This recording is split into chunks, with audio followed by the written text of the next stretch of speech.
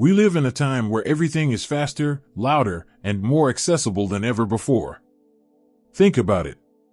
With a single tap on your phone, you can order dinner, talk to a friend across the country, watch a new show, or scroll through endless feeds of content designed to keep you hooked. We live in what many people once dreamed of, a world of instant access, infinite choices, constant stimulation. And yet, in the middle of all this abundance, something strange is happening. People feel more drained, more restless, and more unmotivated than at almost any point in history. Isn't that a paradox? With everything at our fingertips, why do we feel so empty? You've probably noticed it in your own life. That sense of being overwhelmed even when nothing big is going wrong. You wake up, grab your phone, scroll before you even get out of bed, and already your brain feels full. Emails, headlines, videos, notifications, all demanding attention before you've had a sip of coffee. By the time you head to work or start your day, you're already exhausted. And at night, instead of winding down, you keep scrolling, keep clicking, keep watching, as if you're afraid of what might happen if the noise stopped. Does that sound familiar? Here's the truth: what we often call laziness or lack of motivation isn't about weakness or poor discipline. It's not that people today suddenly became fragile or incapable. It's that we live in an environment of constant bombardment, where our attention is hijacked and our energy is drained before we even realize it. We're not unmotivated, we're overstimulated. And overstimulation doesn't inspire action. It smothers it. Think about how different life was just a few generations ago. Your grandparents didn't wake up to 50 push notifications or spend 3 hours comparing streaming options before picking a show. They had space. They had pauses in their day, quiet moments that weren't filled with background noise or flashing screens. That downtime wasn't wasted time. It was the soil where reflection, creativity, and purpose could grow. But today, any gap in the schedule is seen as a problem to be filled. Waiting in line? Pull out your phone. Sitting in silence? Turn on a podcast. Walking alone? Put in earbuds and crank up the music. We've become terrified of silence, allergic to stillness, addicted to stimulation. And here's the dangerous part. When you flood your mind with constant noise, you rob yourself of the chance to listen inward. You lose the ability to ask the deeper questions. Who am I? What do I want? What actually matters to me? Instead, you're stuck reacting to whatever the world throws at you, running from one distraction to the next, mistaking activity for progress. That's why so many people feel burned out even when they haven't accomplished anything meaningful. The treadmill is moving, but you're not going anywhere. This is not just theory. Modern neuroscience shows us what's happening under the hood. Every notification, every new post, every quick hit of entertainment spikes your dopamine for a moment. It feels good in the short term, but it's shallow. The brain adapts, builds tolerance, and suddenly real life, the slow, meaningful stuff like talking with your spouse, building a skill, or sitting with your own thoughts, feels boring. It's not boring. It's just that your brain has been trained to crave the fast, the flashy, the endless scroll. Motivation withers not because you lack goals, but because the part of you that should hunger for depth has been drowned in surface-level stimulation. Now pause and really consider this. If genuine motivation comes from meaning, from a sense of purpose, what happens when a society conditions us to chase only pleasure and distraction? What happens when every free moment is stuffed with entertainment, every silence filled with sound, every pause invaded by the glow of a screen? The answer is already in front of us. We become restless, anxious, unmotivated. We begin to confuse being busy with being alive. And slowly, without even realizing it, we lose touch with ourselves. So the first shift is recognizing that your so-called lack of motivation might not be a flaw. It might be a warning. It might be your soul telling you, I'm tired. I'm suffocating. I need space. I need something real. That heaviness you feel when you can't bring yourself to start another project or chase another shallow goal, it isn't failure. It's a sign that the life you're living is out of sync with the life you actually need. And once you see that, everything changes. You see, the great thinkers of the past, from philosophers like Kierkegaard to modern psychologists like Viktor Frankl, understood something we've forgotten. Human beings are not built to thrive on endless distraction. We are built to find meaning. And meaning requires silence, depth, reflection. Frankl survived the unimaginable horrors of concentration camps, but even in that nightmare, he found strength and purpose. Compare that with us today, drowning not in horror but in entertainment, and yet collapsing under the weight of emptiness. Doesn't that strike you as tragic? This is where the real reflection begins. Maybe you're not broken. Maybe you're just overloaded. Maybe the reason you can't get motivated is because your mind has been running on autopilot, responding to every ping, every alert, every demand, without ever stopping to breathe. And maybe, just maybe, the solution is not to push harder, hustle more, or chase another life hack, but to do the exact opposite, to stop, to pause, to cut through the noise and hear your own voice again. Ask yourself right now, when was the last time you sat in silence with no phone, no TV, no agenda, and just listened to your own thoughts? When was the last time you gave your mind permission to wander, to reflect, to dream without interruption? If the answer makes you uncomfortable, that's not a reason to run. That's the place to begin. Because only when you reclaim that inner space will you rediscover the spark of real motivation. This is the paradox of our age. We think we're unmotivated, but in truth, we're overstimulated and underconnected to ourselves.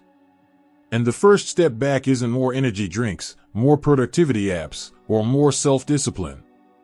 The first step is honesty. Admitting that the noise has taken over and deciding, today, that you're willing to push back. Because if you don't, the world will keep pulling you into its endless stream. But if you do, if you reclaim your silence, if you dare to ask the deeper questions, you'll find something far stronger than fleeting motivation. You'll find meaning. And that changes everything. Let's be honest, most of us live glued to our screens. We check our phones before we even brush our teeth, refresh our email like something urgent will drop out of the sky, scroll social media while pretending to relax, and binge watch shows until we pass out on the couch. It's become so normal that we don't even question it anymore.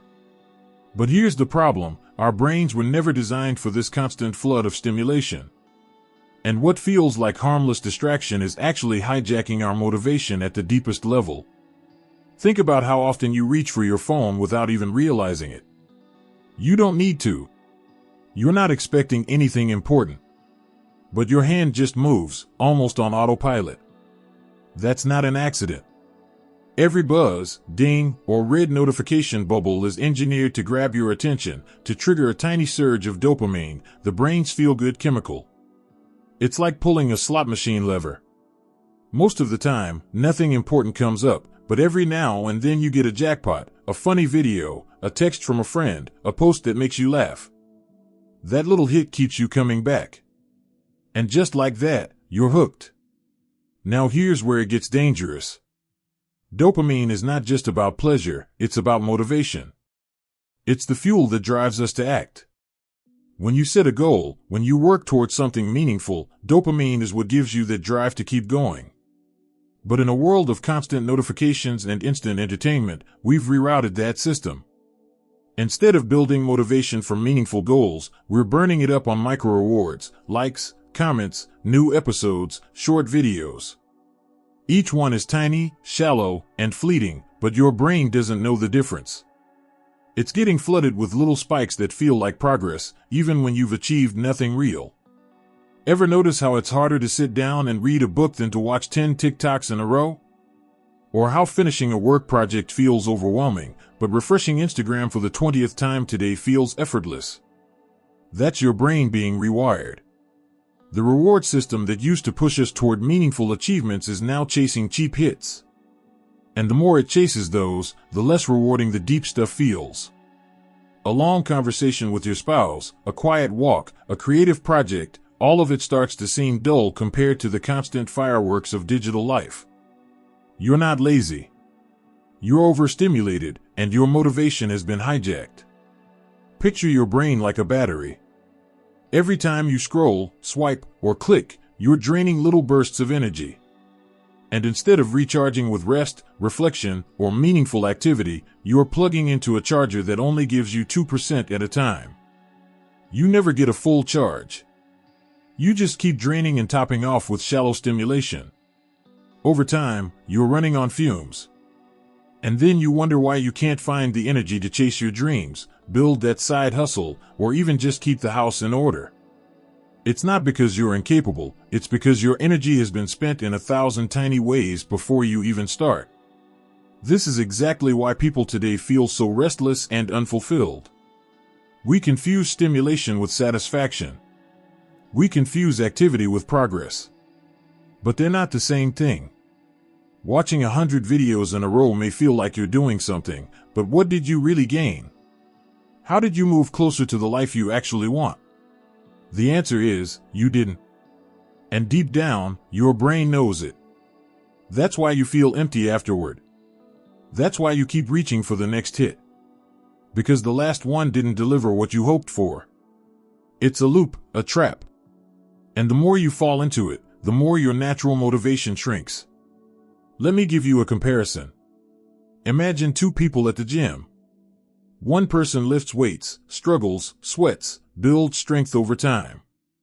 The other person just stares at fitness videos on their phone for an hour. Which one will actually get stronger? We laugh at the second person, but isn't that what many of us are doing with our lives? We consume endless inspiration online, productivity hacks, motivational clips, life advice, but when it comes time to act, we're too drained to move. Because we've already spent our energy chasing the illusion of progress. And it doesn't stop with screens. We do it with food, shopping, alcohol, even work. Anything that gives us a quick escape from boredom or discomfort becomes another form of stimulation. And the more we rely on it, the harder it becomes to face reality without it. That's how habits form. That's how addictions start. And that's why so many people feel like they're running in circles, stuck in the same patterns year after year. So how do we break free? It starts with awareness. You have to see the game for what it is. Every time you mindlessly grab your phone, every time you just check for a second and lose 20 minutes, you're not just wasting time, you're training your brain. You're wiring it to expect constant stimulation. And if you keep wiring it that way, don't be surprised when you can't sit still, can't focus, can't find motivation. The wiring has changed. But here's the good news, the brain is adaptable. Neuroplasticity works both ways. If you can train your brain into distraction, you can train it back into focus. And that's the real challenge I want to leave you with in this section. Ask yourself, where is your attention going every day? What's draining your motivation before you even get a chance to use it? Are you living on quick hits, or are you feeding your brain something deeper? Because until you answer those questions honestly, you'll keep mistaking overstimulation for lack of discipline. You'll keep blaming yourself for what is really the byproduct of the environment you're trapped in. Your motivation hasn't disappeared. It's just been hijacked. And once you realize that, you can begin to take it back. It won't happen all at once.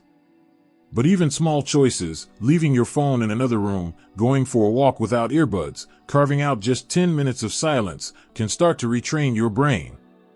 And when that happens, when you cut through the noise and take back your attention, you will rediscover a strength you thought was gone.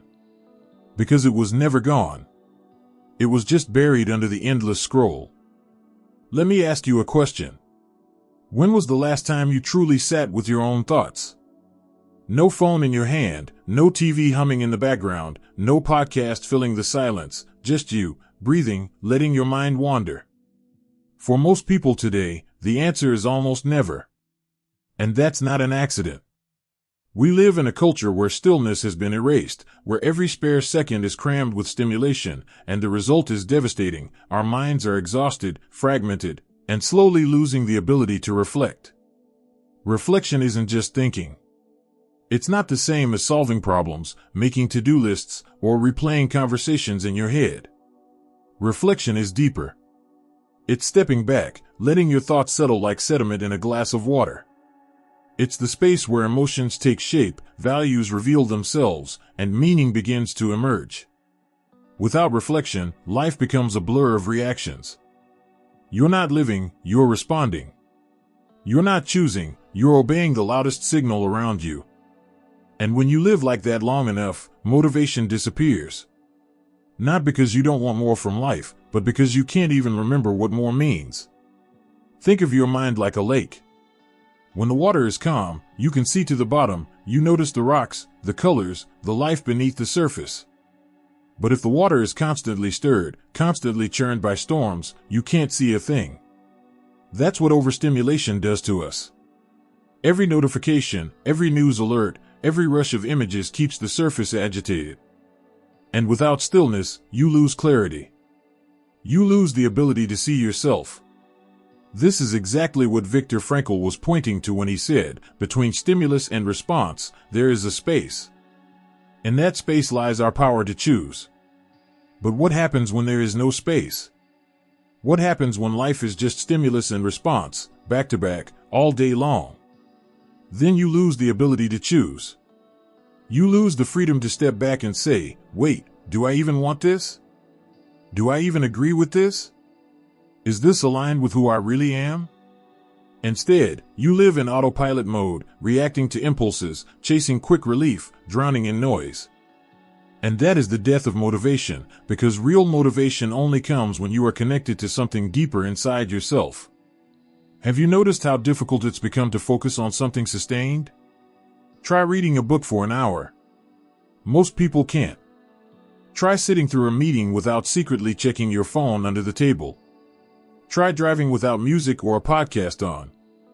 The silence feels unbearable, even threatening. Why? Because silence forces us to meet ourselves. And we've become strangers to our own inner world.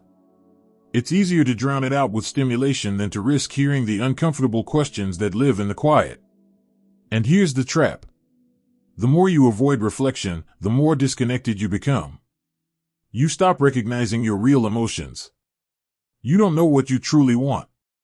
You can't tell the difference between your desires and the demands of society, advertising, or social media. You're basically living someone else's script, checking boxes that don't even belong to you. That's why life starts to feel empty. That's why you feel unmotivated. Because you're chasing goals that mean nothing to you, burning energy on values you never chose, and playing roles you never auditioned for. The Danish philosopher Søren Kierkegaard said that the greatest despair is to choose to be someone other than yourself. But how can you choose to be yourself if you never give yourself the time or space to find out who that really is? That's the silent tragedy of the overstimulated mind. It's not just tired, it's alienated from its own essence. And without that connection, there is no authentic motivation. There's only exhaustion, disguised as laziness, disguised as failure. Let me paint you a picture. Imagine working in a factory that never shuts down.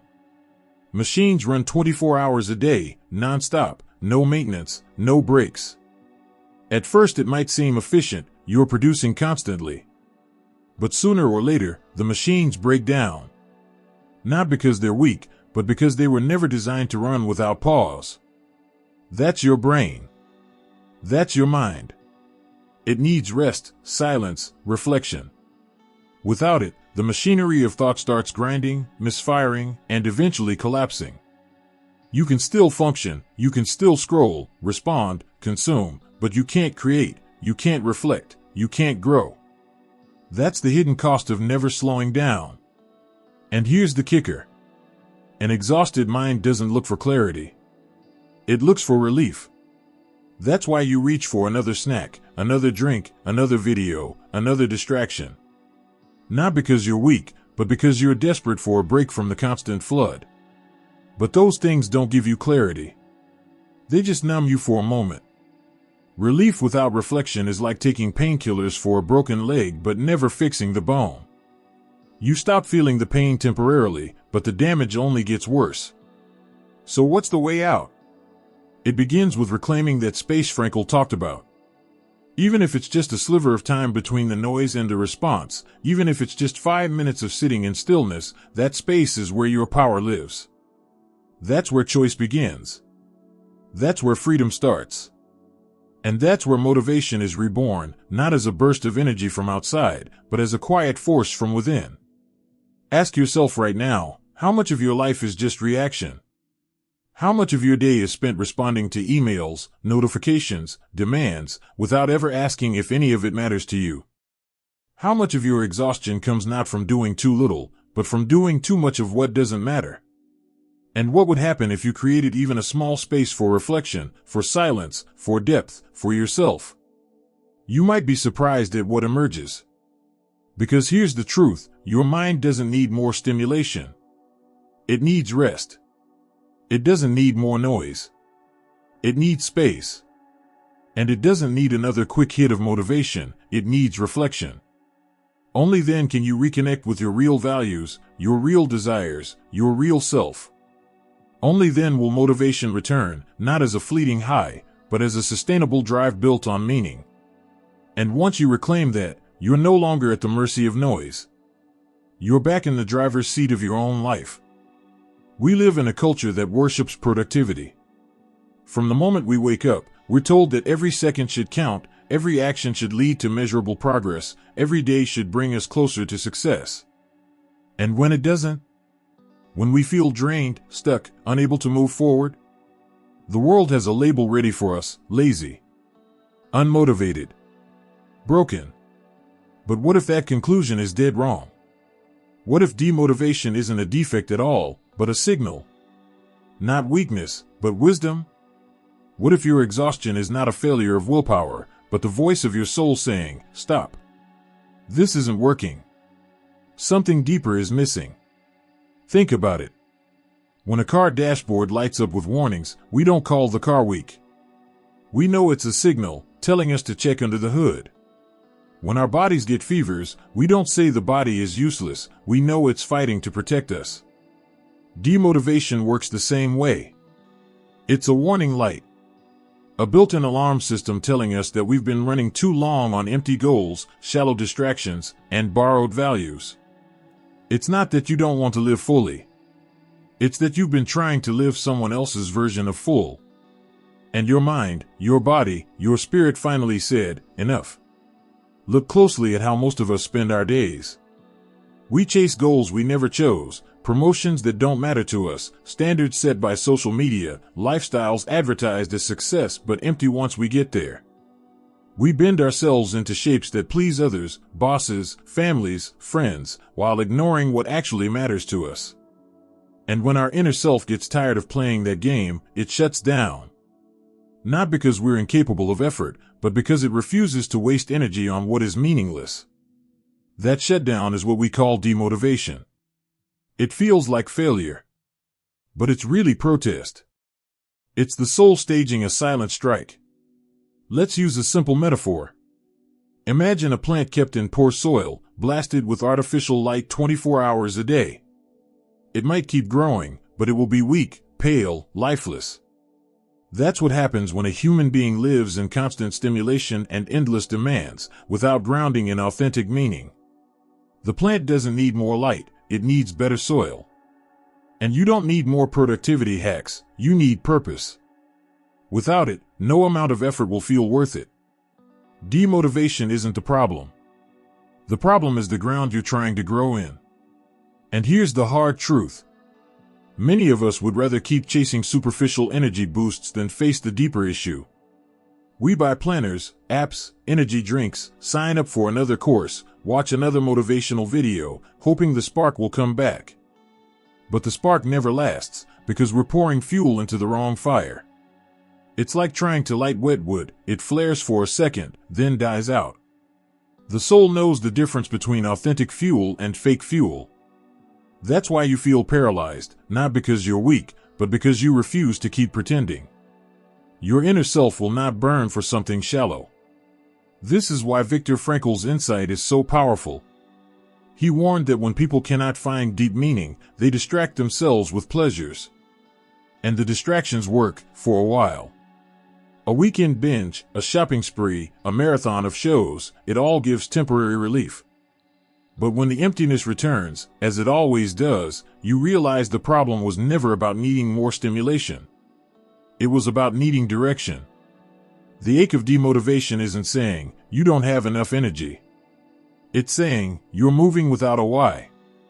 And once you see that, the whole story changes. Demotivation is not your enemy.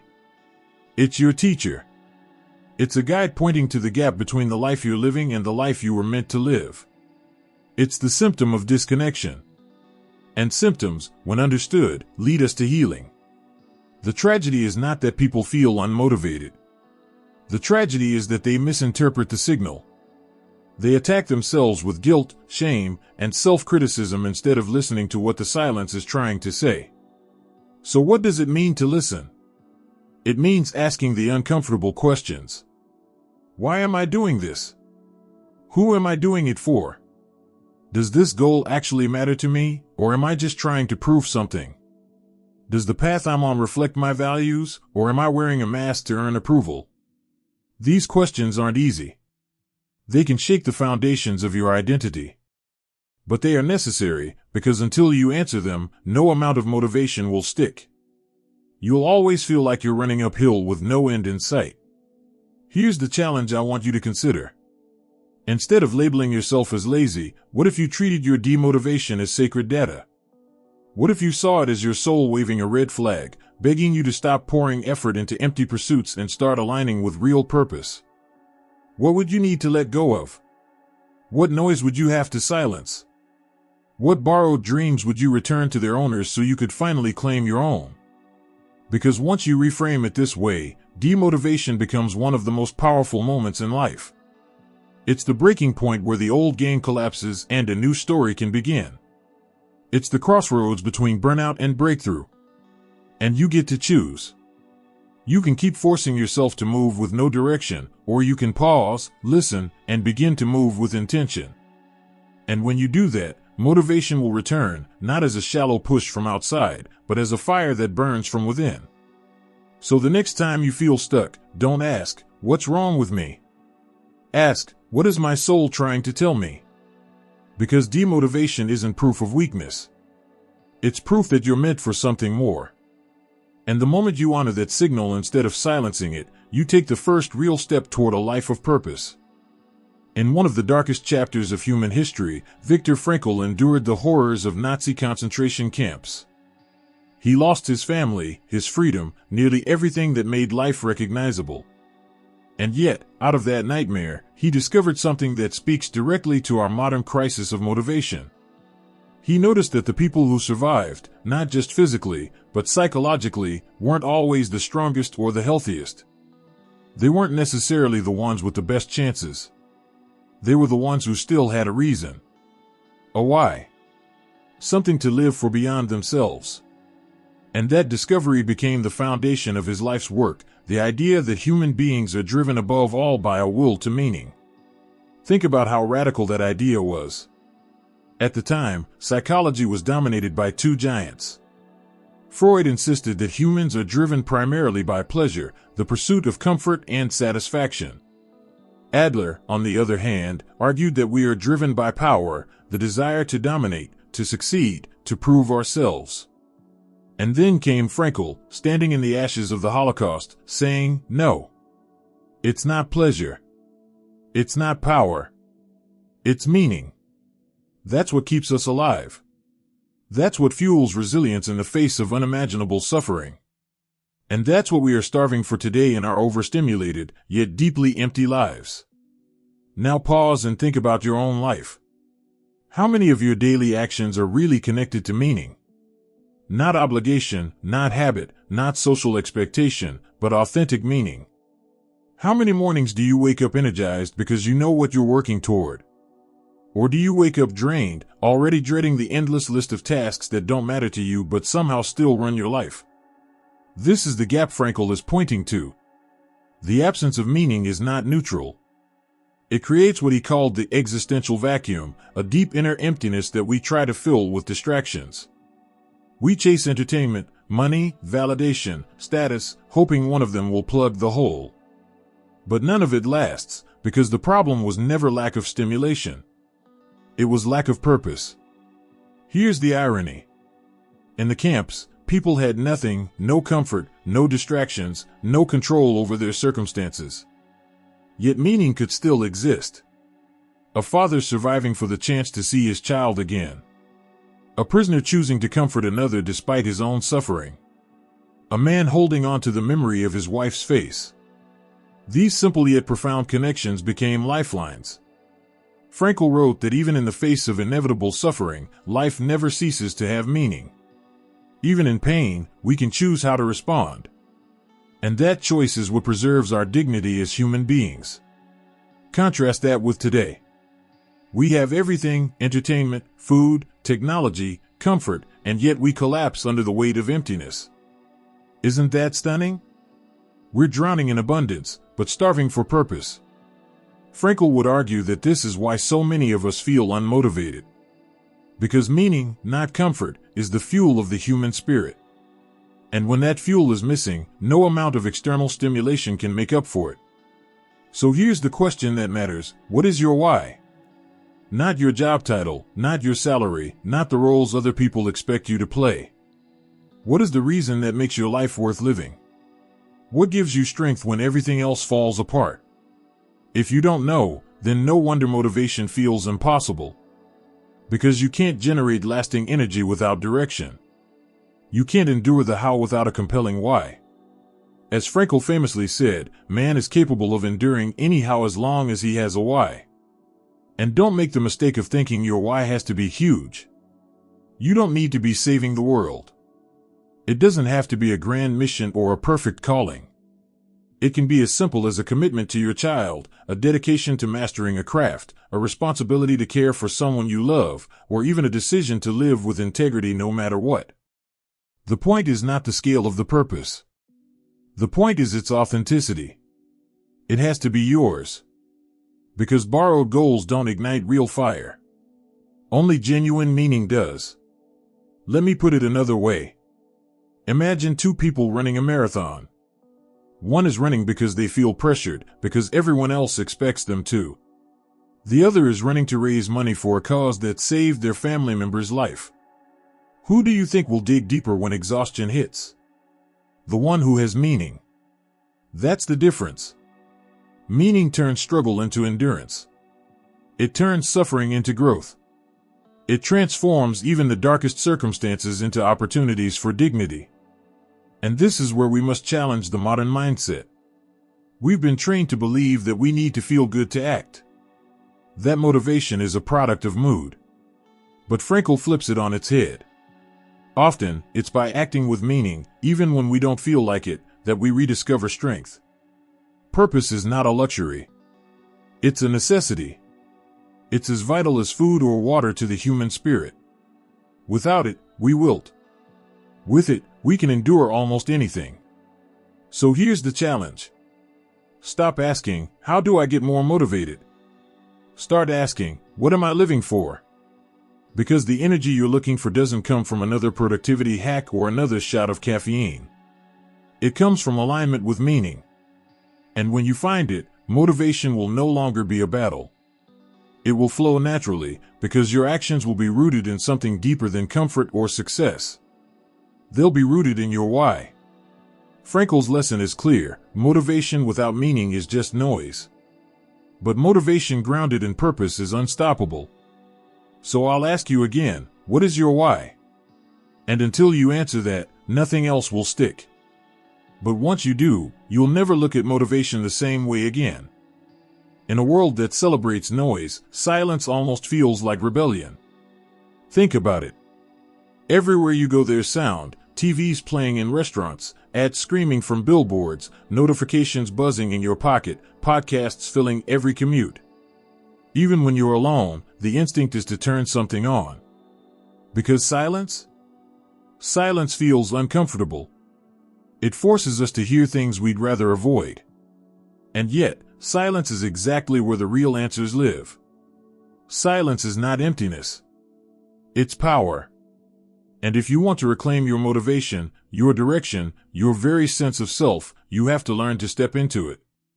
Most people fear silence because they confuse it with loneliness. But silence isn't about being abandoned. Silence is about meeting yourself. It's about clearing away the clutter so you can hear the one voice you've been drowning out, your own. When you cut through the constant noise, you finally give space for your deeper values, your hidden desires, your forgotten truths to rise up. And yes, it's uncomfortable at first. Silence doesn't just whisper affirmations. It also drags your doubts, your regrets, your insecurities into the open. That's why most people run from it. But here's the paradox: those very discomforts are the doorway to growth. You cannot heal what you refuse to face, and you cannot find meaning if you never stop to listen. Viktor Frankl said that life demands a response from each of us. But to respond, we first have to listen. And listening in our age of constant distraction has become a lost art.